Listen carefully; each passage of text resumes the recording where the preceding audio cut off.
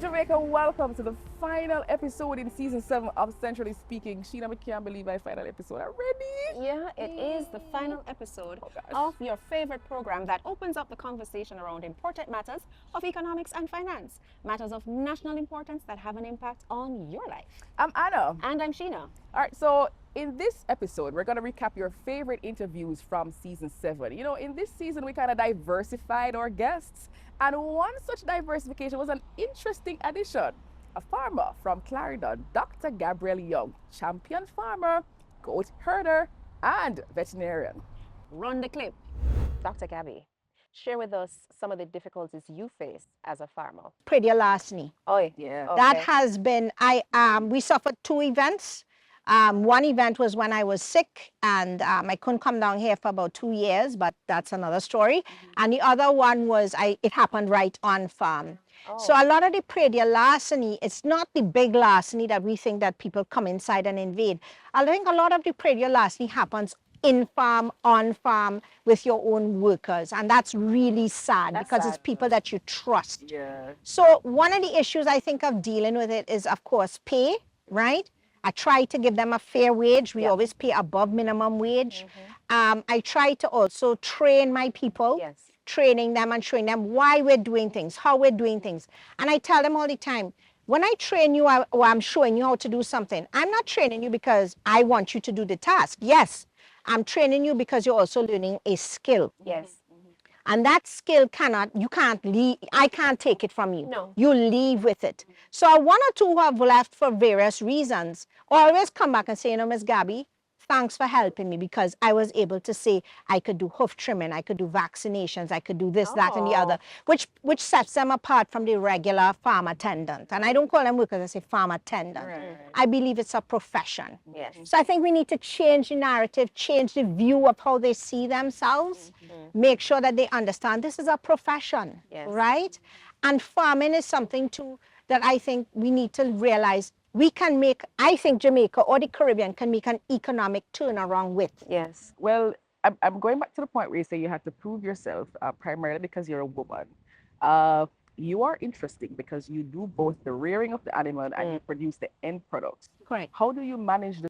I have a great community that I work with, and the ladies come and help me. Yes. So we make pasteurized goat's milk, and it's pasteurized because it has to be pasteurized according to the laws of Jamaica, right? Right. And I believe if Louis Pasteur created pasteurization and saved people from tuberculosis, I think it's a good way. Right. So right? that's what we call scalding. Scalding, same thing, Yeah, right? So we pasteurize the milk, we sell pasteurized milk, we make yogurt with plain goat's milk, we make cheeses, different variety of cheeses. And then we have a new cosmetics line where we make goat's milk soap and lotions, right?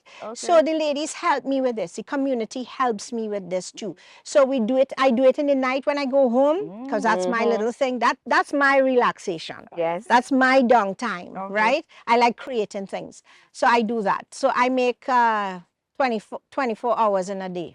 I know I do sleep, I'm just joking. Oh, all right. So, Dr. Gabby, if you had an audience with the Minister of Agriculture, what would you say to that minister, to our Minister of Agriculture? Technical advice. Technical advice. I know people may say, you know, I don't believe in giving people things. I think you don't value it as much as if you understand it, right? So education is key. I think technical advisors, and we do have RADA does have technical advisors, but I think we need to give them a greater scope or necessarily more depth in what they do. Most of them are generalists. So I think we need to develop some technical advisors that are more in-depth in a particular area. There you have it, Dr. Gabriel Young, champion farmer. What really stood out for me, even though she shared so much, was the importance of investing in the education of our farmers. This brings me to my next guest highlight, Nikisha Walsh, Executive Director of the Student Loan Bureau. We had an extensive conversation with her, and she told us about the work of the institution and what they're doing to ensure greater access to tertiary education. The financial landscape offers a variety of funding institutions, of funding opportunities. SLB is one such for tertiary education. but what are the benefits of accessing the SLB loan as opposed to loans from commercial banks? And if there are benefits, are they targeted towards specific groups especially? The SLB has a lot of benefits. Firstly, we offer the lowest interest rate as against any financial institution because it's an unsecured loan. So for the targeted loan, one of the benefits for that loan is that you study now and you pay later. There's no other financial institution that offer that kind of facility. Okay. The other benefit for the targeted loan, I'm going to go product by product, Right. is, for instance, there's no guarantor. You don't need any guarantor to access a student loan. They just walk in and say, Okay. You just walk Lend in, me the make your money. application and submit it. Once you're enrolled, you're approved. Under the targeted loan facility as well, once you are getting 2.5 GPA and above, you benefit from a 2% reduction in interest rate. So we start out with 7.8, which is the base. 7.8 And interest, if it is that yeah. you are doing well in school, your next year interest rate is going to be 5.8. And that Okay. is while in school. So that's Okay, an nice. incentive. Yes, to it's do an well. incentive Right. for doing well. And also, once you go into repayment, you benefit from 2% reduction if it's it that you are current for the year. So that benefits for the targeted What do you mean product. current? Meaning if you're 0 to 30 days late when you're paying in your loan. Okay. The greatest benefit of all is the fact that you're in school Yes. and you don't have to think about payment. Repayment, yes. And the next benefit that no other institution provide, once you graduate, you have 14 months, 1 year and 2 months before your loan goes into repayment. Okay. Oh, So nice. that is the period that you get to actually, Get a seek job employment. and- So we Okay. understand that leaving Yes. school today, you're not going to be employed Right. tomorrow. Yes. So we give you the maximum of 14 months. It means that if you're employed before that, you Yes. can come ahead and start your loan. Right. Because the earlier you start, the quicker you pay the loan. So there's so many benefits, and it's so unmatched with any financial institution. And it makes me feel very awkward now asking the next question I'm going to be asking because we're on such a high note. But we've seen in the media where you have some students who complain about the long processing time. Firstly, is there merit to this? And if so, what is being done to treat with it? I won't say no, there's no merit to it. The process works when the application is complete. So many times students submit their application online and we're waiting for the contract document. So that contract says, I, John Brown, borrow $1 million and you sign it. Sometimes those documents takes a long time to come, and it's when the schools are barring them from doing exam, then the halls are flooded. I see. So you do have that. And they have it instance on our side because we have to get confirmation from the schools. Yes. When you send out the confirmation to say John Brown is enrolled, please send back the information. Remember, we're dealing with 36 institutions. Okay. So many times they take time to send that information for us to process it. Okay. And then we recently launched our new loan management system. And over the last 2 years, we have been, facing some challenges, but we're refining it. So we're not going to say that there's not a problem, but we are actively working on it. We just want to encourage students to submit their application on time, submit the information that we need so we can disperse the loan. So which one was your favorite episode? More highlights from season 7. A look back after the break.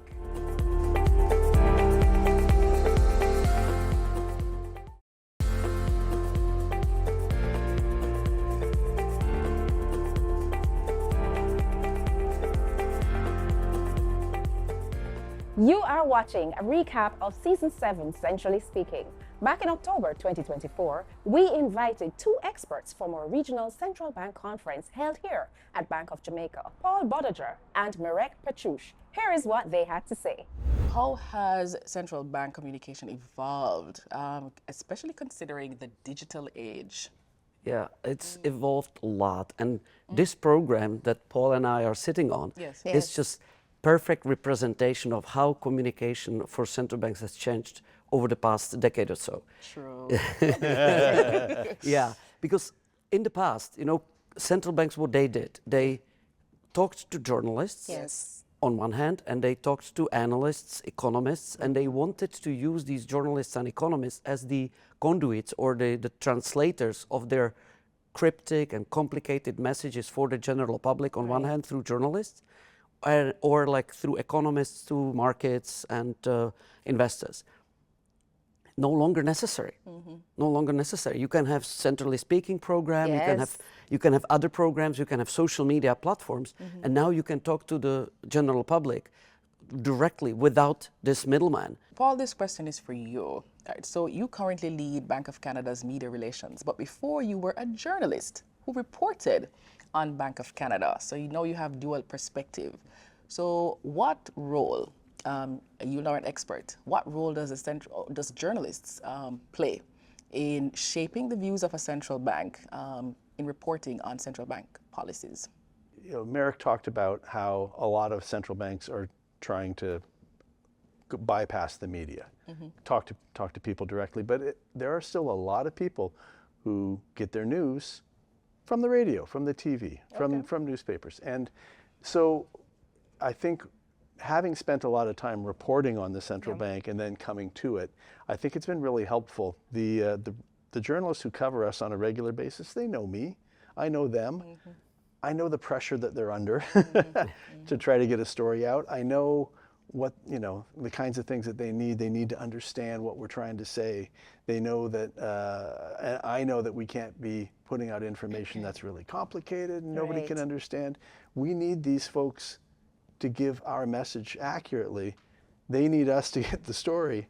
And I think working together, we really try to make sure that both sides are happy. So on that note, Paul, how do you, in terms of managing the relationship with the media, how do you ensure that your policies are adequately represented? So one thing we try to do is give journalists a little bit of time with our information ahead of the time that it's published. So we have a room at the Bank of Canada, you know, we call it a lockup room. It sounds kind of nasty, but it's, you know, we give them coffee.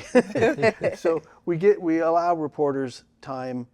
If the governor's giving a speech, we'll let them take a look at the speech ahead of time. And they've got time then to read through, to ask questions. You know, if there's something they don't understand, they can talk to us, and we can explain what we're trying to say, and then they can write a good story, and write it, and then the moment that it's supposed to be published to the world, everybody sees it at exactly the same time. So it's you know, it's in our interest to make sure they've got the story right. They don't want to write a story that's kind of dodgy or got some, you know, misinterpretation in it. So we have this opportunity to talk to each other before the story goes out, and they can ask any questions they want, and it works pretty well. Talk to us a little bit about how central bank communication impacts public confidence in monetary policy. Sheena, you say how it impacts. How do you say in Jamaica it impacts it a great deal? Nuff. Okay. So Wicked. so simple answer to your question is nuff. Okay. But seriously, yeah, if a central bank shuts its door and sort of like says, you know, okay, we are technocrats, please trust us, that and asks the public, please trust us, we know what we are doing, like let us do our job, it won't be successful. So communication is key to building public trust in central bank, its policies, and its policymakers. In other words, communication serves as a kind of bridge between the public, the people, and the institution policymakers. And our conference, our regional workshop, was held under the overarching theme, our currency is trust. So that just reinforces the importance of trust as the goal of reinforcing the trust in the institution for every communication professional from a central bank. One of the major events affecting the economy in 2024 was the passage of Hurricane Beryl. Remember that episode with Governor Richard Biles? He gave us an update onto the extent to which Jamaica was recovering. So, Governor, you spoke a little bit about Beryl earlier.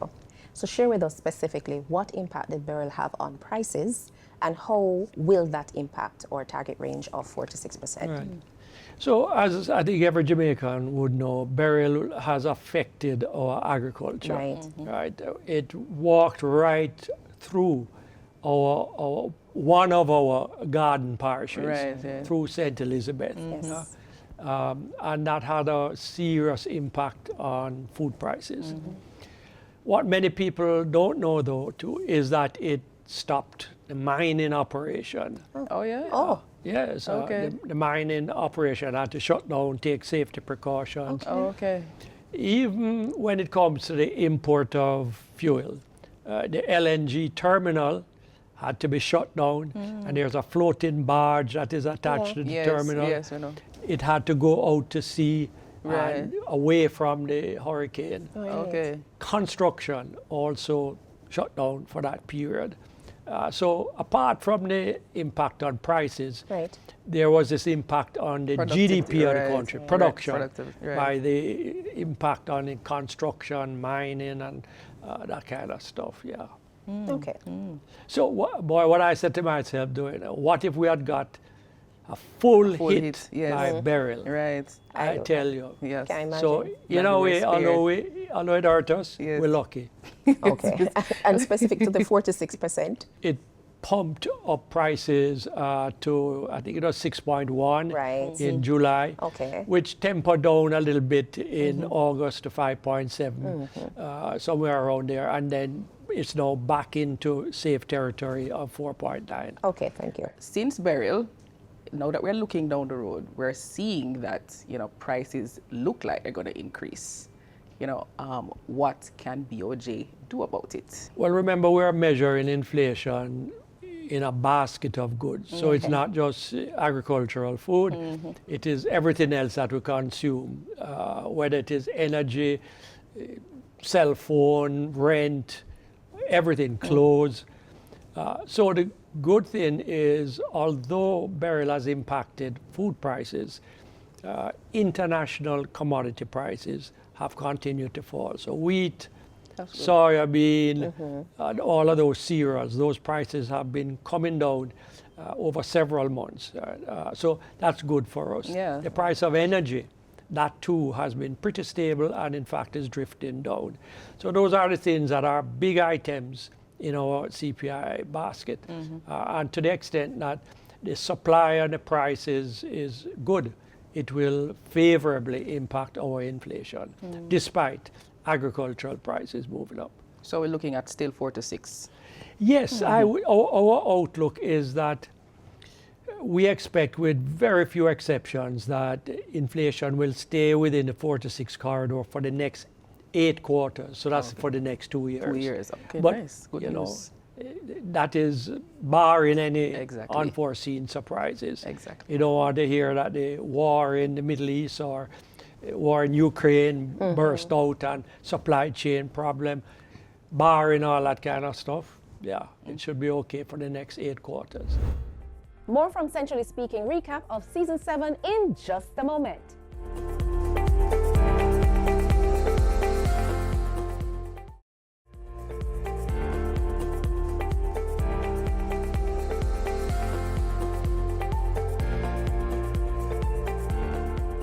So viewers, do you remember the Big Deal episode of 2024? Yes, that is when it was announced that Jamaica is off the grey list. So which grey list am I referring to? So grey listing is when the Financial Action Task Force, that international body, has a country under increased monitoring because of identified deficiencies in its anti-money laundering and counter-financing of terrorism framework, right? So, Jamaica had to fix that. So Maureen Sims, who is Jamaica's prime contact to the CFATF, which is the Caribbean Financial Action Task Force, she gave us the Big Deal news.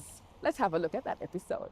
For our viewers who are new, they're just signing on and watching Centrally Speaking, can you remind us of what CFATF is and also FATF? Let me start with the FATF. Yes.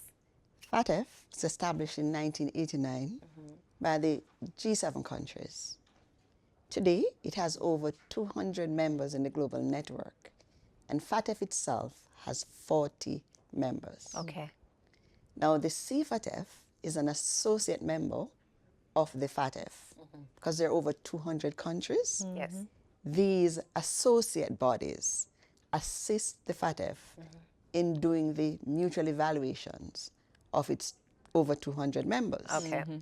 the Caribbean Financial Action Task Force, or the CFATF, it was the very first associate body Okay. of the FATF. FATF. Right.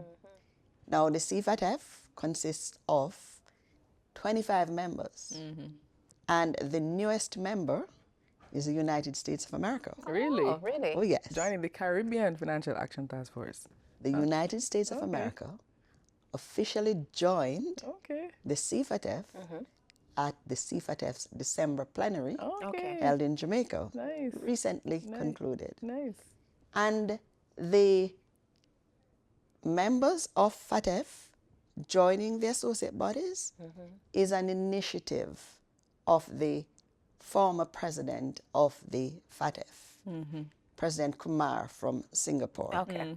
So you have members of the FATF Yes. joining other FSRBs Yes.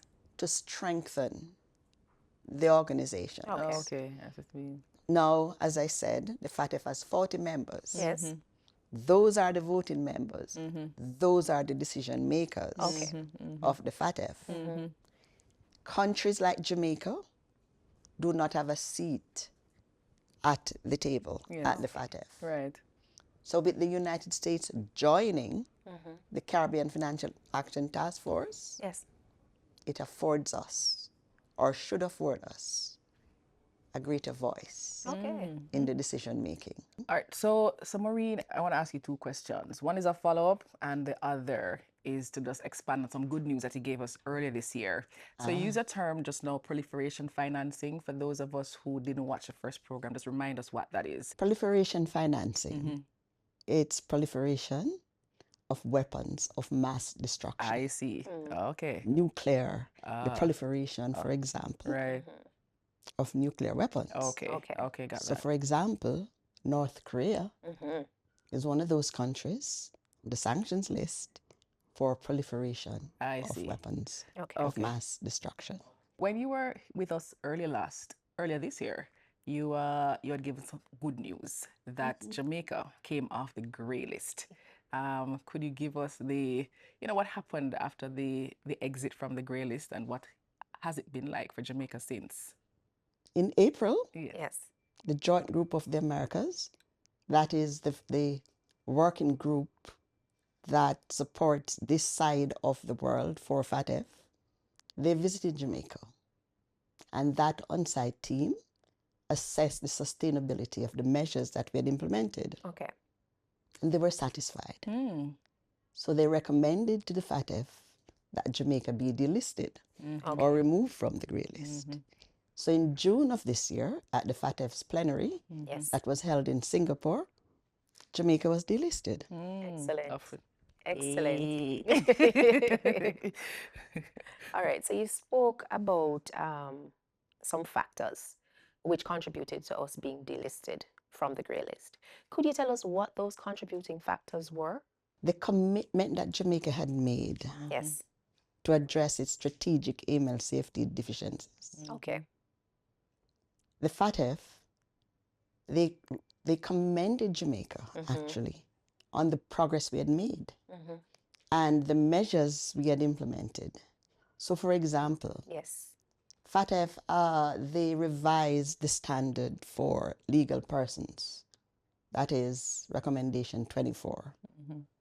And one of the things on the action item list that Jamaica had to complete was to put in place arrangements for companies to provide beneficial ownership information of their owners. What that means, that persons who own or control that company, the company's office needed the ability or the authority to collect that information Okay. and to make that information available to relevant persons. And when I say relevant persons, for example, competent authorities or regulators in their licensing process, for example, financial institutions when they are conducting due diligence, when they're onboarding their customers, Right. law enforcement agencies, right? So Jamaica did that. But What Jamaica also did when it amended the Companies Act was that it incorporated the revised standard. Okay. As a result of that, Jamaica was found fully compliant with recommendation 24 that treats with legal persons. Earlier, as part of the action plan, we had also amended the Trust and Company Service Providers Act. Okay. So as a result of those two pieces of legislation, Jamaica was fully compliant with recommendation 24 and 25. Ah. So coming off the grey list was in fact a big deal. It was. It was a big deal. Being one of 200 companies that are fully compliant with recommendations 24 and 25 is another big deal. Yes. So be a big deal business here, deal with Maureen. We see say you go on with yourself. Yes. But as much of a deal as those two accomplishments are, can Jamaica come off or go back on the grey list? And if so, what we must do to stay off? It's quite easy to get back onto that No, grey no, list. not talk so. After the whole heap of work. Remember, we talk about sustainability. Right. What Jamaica needs to do is to live up to its commitment to have a strong email safety framework in place. A framework that is advised and informed by understanding of its email safety risk. Okay. Okay. Put measures in place to address them. Financial institutions are living up to their reporting obligations, and law enforcement prosecuting and sanctioning for non-compliance. Okay. If we do that, and we do that consistently, we will stay off. And that's it for our program, viewers. That is the end of season 7. Right, and as the night falls on season 7, we want to say thanks to the partners and the crew who made this season possible. Big up Noel Greenland, Executive Director. We want to big up all the team members from the communications department at Bank of Jamaica. All right, and we want to big up the production crew. Big up with yourself, guys. Thank you. And thank you for keeping us looking good to our makeup artist and our hairdresser. Thank you to the staff at Bank of Jamaica for your work. Thank you to the viewers. Importantly, the viewers. Old, new, returning residents. Now, even though the show ends now, you can still watch recaps, and you can follow us on our Instagram page, on our Facebook page, and also on Twitter and our YouTube channel and website at www.boj.org.jm. All right, and speaking of Twitter, now X, remember to send in your questions, but quite possibly you won't get an answer till you tune in for season 8. I'm Anna. And I'm Sheena. Thanks for watching. Centrally Speaking is a production of Bank of Jamaica.